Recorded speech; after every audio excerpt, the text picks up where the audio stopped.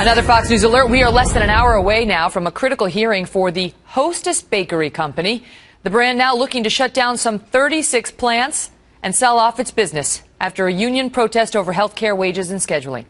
And while that union is still hoping someone will buy the company up, its president admits striking workers knew this was a possibility when they walked out, saying, quote, "They were well aware of the potential consequences of their actions, but stood strong for dignity, justice, and respect."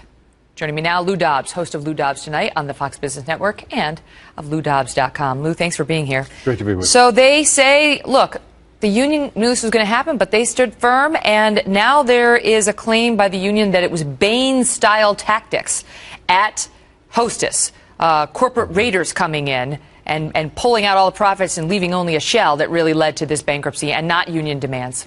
Well, the union demands are what are relevant here because their sense of history here is not entirely wrong. The company has been sold over the course of the last 30 years 3 times. But this is an issue for the union to save 5,000 jobs, the Bakers and Confectioners Union, simply saying, you know, they're going to take no responsibility whatsoever for their own economic fate. They're going to take no responsibility for the Teamsters Union, which had already agreed to the rollbacks in wages over the course of 3 years. They're wiping out the jobs single-handedly by their act.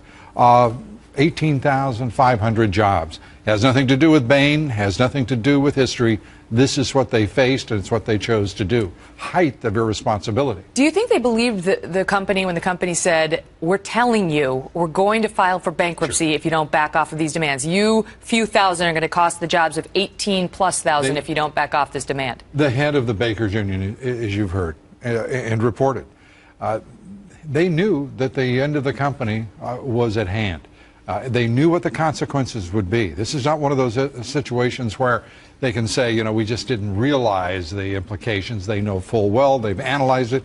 They're looking at the same numbers as management and the other unions that have agreed to the cutbacks, and they have chosen oblivion. What does this do for unions? Because, you remember Norma Ray, Sally Field, union, and it was very sort of praised in that movie, you know, like the worker who's getting, stepped all over by management, who needs representation. And that was a time where unions really served a role. And then there's been an ongoing debate in the country about whether that role is still being served. What does this do to that debate? I don't think it helps the unions at all. Organized labor in this country right now is at its ebb, despite the bluster of Richard Trumka, the head of the AFL-CIO, despite the, if you will, the organizing and the boosting by President Obama and his administration.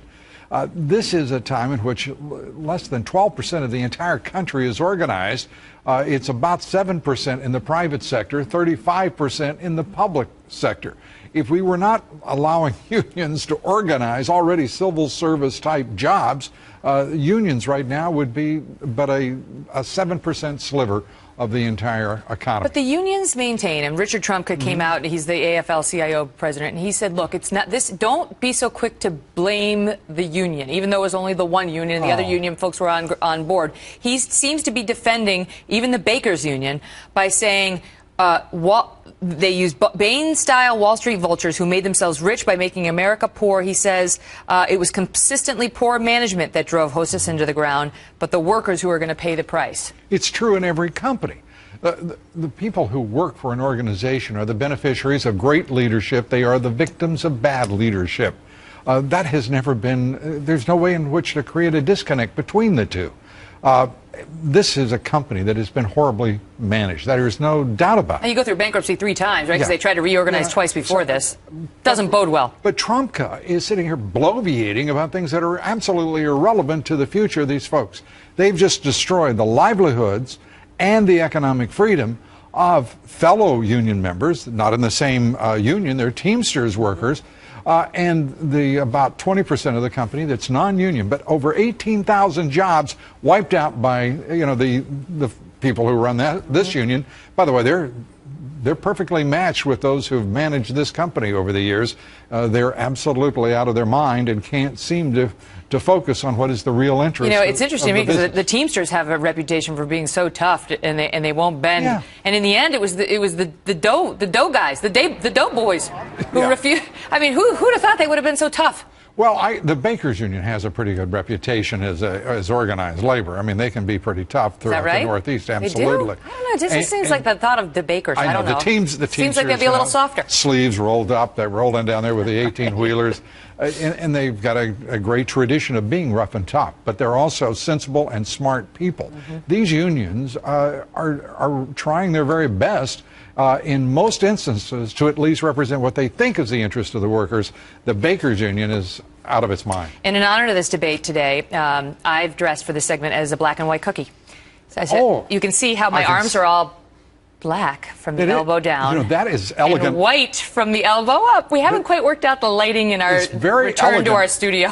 I've got to say, it's elegant lighting. You like that? Elegant lighting. You know how like the ballroom dance gloves go up to and they're white, but I'm doing it in reverse with shadow dancing here on America Live today. Welcome to it. Delighted to be with it. Thanks for partnering with me, Lou. Great to be with you.